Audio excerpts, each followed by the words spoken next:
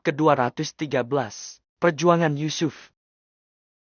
Di dalam pesawat Yusuf tidak bisa tidur, padahal sudah 2 hari dia tidak istirahat sama sekali mengerjakan tugas kuliah demi bisa pulang ke Indonesia.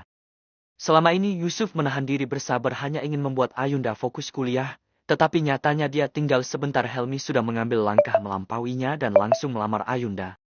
Yusuf tidak terima, kenapa Ayunda melupakan masa lalunya. Padahal mereka berdua mencintai sejak kecil bahkan sudah dijodohkan. Kali ini Yusuf tidak akan menyerah semudah itu untuk memperjuangkan cintanya. Sesampainya di bandara Yusuf langsung naik taksi menuju rumah Ayunda. Dia sengaja memajukan jadwalnya dan tidak memberitahu orang-orang. Dia tahu bagaimana gigihnya Helmi sehingga jika dirinya tahu bisa membahayakan. Karena sudah pasti Helmi akan bertindak lebih cepat darinya. Begitu sampai, di depan rumah ada Yongki yang baru mau masuk ke dalam mobilnya. Yusuf langsung berlari dan berlutut di kaki Yongki. Om, kenapa Ayunda mau menikah dengan Helmi? Padahal dia adalah calon istriku. Tangis Yusuf. Yongki sangat terkejut, sebab tiba-tiba sudah ada Yusuf yang menghalangi langkahnya untuk pergi. Dibanding Helmi sebenarnya Yongki lebih menyukai Yusuf. Dia pun langsung mengelus kepala Yusuf dan membantunya untuk berdiri. Ayo masuk dulu, tenangkan dirimu kamu pucat sekali pasti tidak enak badan dan kelelahan. Bujuk Yongki. Yusuf patuh, tetapi sesaat kemudian Indriya keluar dari rumah dan sepertinya hendak pergi bersama. Sayang, kamu duluan saja biar diantar oleh sopir ya, aku mau menemani Yusuf dulu di dalam. Bujuk Yongki. Yusuf kamu sudah di sini sejak kapan? Tanya Indriya kaget. Baru saja, Tante. Jawab Yusuf. Indriya nampak gugup, sebagai orang tua yang pernah merasakan masa muda tentu saja tahu bagaimana perasaan Yusuf saat ini. Sayang, buruan kamu berangkat dulu. Ayo Yusuf masuk ke dalam. Sela Indriya. Yusuf, kalau begitu Tante pamit duluan ya. Assalamualaikum. Ucap Indriya. Waalaikumsalam. Jawab Yusuf dan Yongki bersamaan. Yongki mengajak Yusuf untuk masuk ke dalam. Dia juga membuatkan minuman terlebih dahulu agar lelaki yang sebenarnya menjadi menantu idaman itu bisa sedikit rileks. Om, tidak perlu repot-repot. Sela Yusuf sungkan. Tenang saja, sebaiknya kamu minum dan makan kue itu. Kamu nikmati dengan baik ya, Om mau ke toilet sebentar. Bujuk Yongki. Ya, Om. Jawab Yusuf patuh. Yongki berjalan ke lantai 2 menuju kamarnya. Dia merasa sangat kasihan dengan tubuh Yusuf yang semakin kurus dan pucat. Dia tahu pasti akhir-akhir ini Yusuf tidak makan dengan baik. Terlebih lagi banyak tugas kuliah dan memikirkan Ayunda, calon istri yang malah hendak menikah dengan orang lain. Yongki tidak bisa berbuat apa-apa. Saat ingin mempertahankan Yusuf, tetapi putrinya malah mencintai Helmi.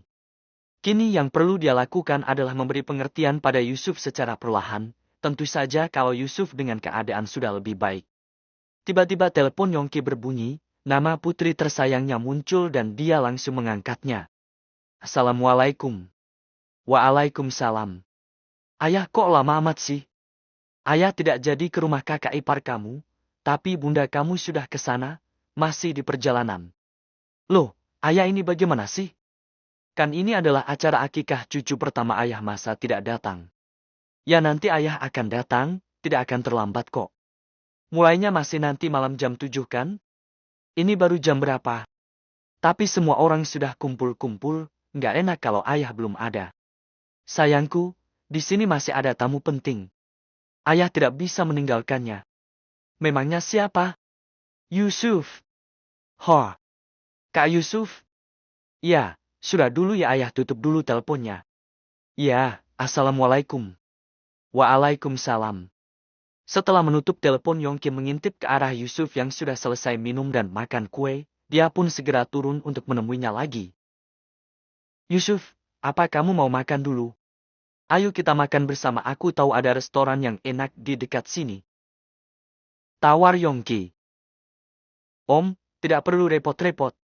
Saya tahu apa yang Om pikirkan, tenang saja saya tidak akan menyalahkan Om ataupun Ayunda masalah pernikahan dengan Helmi. Tetapi Om, saya ingin berterus terang. Bolehkan beri saya satu kesempatan? Saya ingin bertemu Ayunda secara langsung.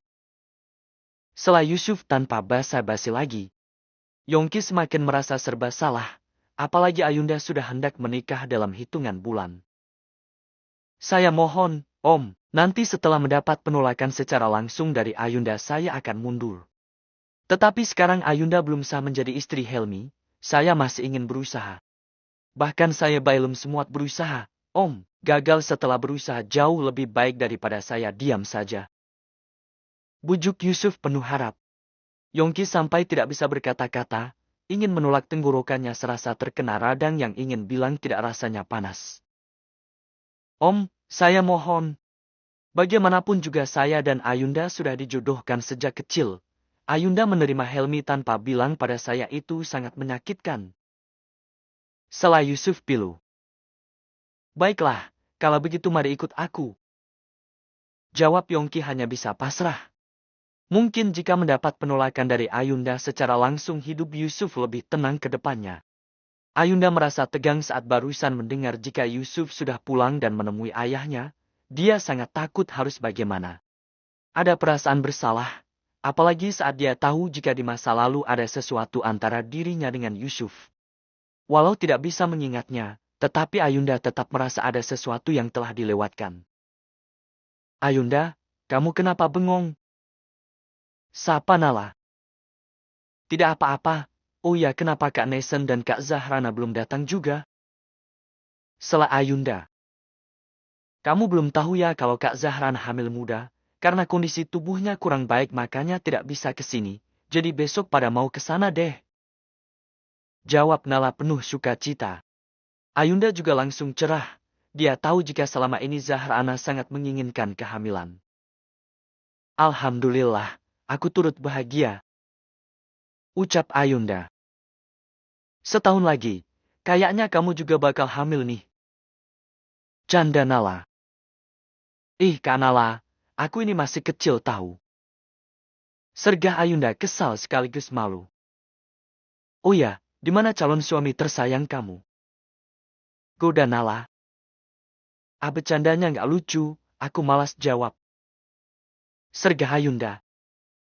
Iya, aku gak akan ngegodain lagi. Kali ini serius, Helmi kok belum datang? Biasanya tanpa diundang dia datang seperti jalangkung. Tanya Nala serius. Kali ini justru Ayunda yang tertawa, sebab calon suaminya selalu semangat jika ada acara keluarganya. Masih mengurus kerjaan, nanti kalau sudah selesai pasti langsung ke sini. Jawab Ayunda. Namanya juga cowok sukses, hebat, kamu nanti bakal jadi nyonya kaya raya. Goda Nala lagi. Tadi Kak Nala bilang gak mau ngogodain aku lagi. Pekik Nala.